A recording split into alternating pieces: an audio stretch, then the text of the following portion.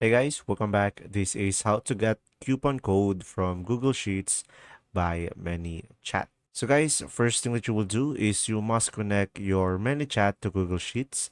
So just simply go to the settings into the Manychats, and after that just simply go to the integrations, and from there just simply go ahead and select the Google Sheets.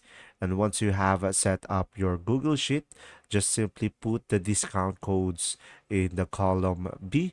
And from there, just simply create a bot field with a counter and just simply set its value and just simply set its value to a 0. And once you have done that, you can set up an automation which can increase the counter each time a code needs to be given out.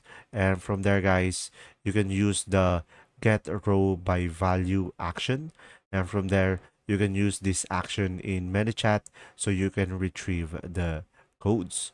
And now just simply add a logic to ensure users only get one code. So just simply implement a logic so you can prevent users from receiving multiple codes. And you can also add a tracking, and it tracks which users receive which code for better management. And guys, you can use Zapier or make.com or a loop in ManyChat so you can pull data from the Google Sheet. I hope this video helped you understand more, and if you do, just simply comment down below, and thanks for watching.